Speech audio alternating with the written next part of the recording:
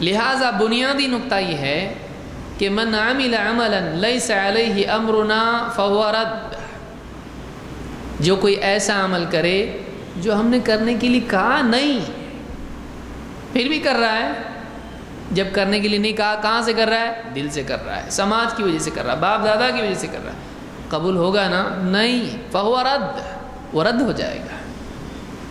منع کہاں ہے؟ کرنے کے لیے کہا تھا نہیں، رد ہے، یہی منع ہے۔ دیکھیے ایک ہوتا ہے منع کرنا، ایک ہے رد کا فتویٰ دینا۔ رد کا فتویٰ زیادہ ڈینجر ہے۔ کوئی آدمی کہے مت کرو، کر لیا، ٹھیک ہے چلو لاؤ، قبول ہو سکتا ہے۔ کوئی آدمی منع کرے بھائی ایسا مت کرو، آپ چائے مت بناؤ، نہیں پیتا، بنا لیا آپ نے، مہمان آپ کے پاس آیا، کہا بھائی چائے وائے مت بنانا، آپ نے بن گئی، چلیے ٹھیک ہے بن گئی تو لائیے، تو منع کیا ہوا قبول بھی ہو سکتا ہے، ایسا ہو بھی سکتا ہے، لیکن رد میں پہلے ہی سے فیصلہ ہے، قبول نہیں ہوگا، قبول نہیں ہوگا۔ اللہ کے رسول صلی اللہ علیہ وسلم نے یہ نہیں بتایا کہ نہیں کرنا، مت کرو، بلکہ آپ نے کہا قبول نہیں ہوگا، وہ رد ہو جائے گا، اس کا فائنل فیصلہ دے دیا کہ قبول ہی نہیں ہوگا۔ لہٰذا کوئی آدمی یہ کہتا ہے منع کدھر ہے، تو رد میں خود منع موجود ہے۔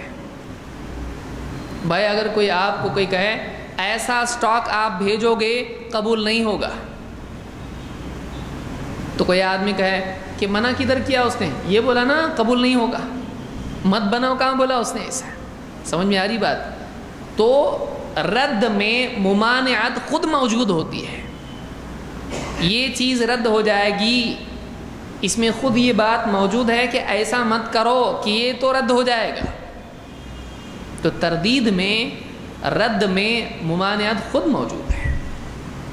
لہٰذا لوگوں کا یہ کہنا بہت ساری بدعات کے سلسلے میں کہ یہ منع کہاں ہے، یہ منع اسی حدیث میں ہے کہ آپ نے کیا بھی تو قبول نہیں ہوگا، اس لیے کر کے کیا فائدہ آپ کا؟ آپ کا کرنا نہیں کرنے کے برابر ہے، آپ کرو گے تب بھی قبول نہیں ہوگا، یہی منع ہے، مت کرو، فائدہ نہیں ہے اس کا۔ کیا ایسا نہیں کہ آپ نے اپنے دل سے کر لیا تو ٹھیک ہے چلو کر لیا آپ نے، قبول ہو جائے گا؟ نہیں، قبول نہیں ہوگا۔ تو جو چیز مقبول نہیں ہے وہ چیز کرنے کا حکم نہیں ہے، وہ چیز منع ہے، اس کی غیر مقبولیت کا پہلے ہی سے اعلان کر دیا گیا ہے۔ ایسی چیز اللہ کے ہاں مقبول نہیں ہوتی ہے، لہٰذا آدمی کو چاہیے کہ وہی عمل کرے جو مقبول ہے۔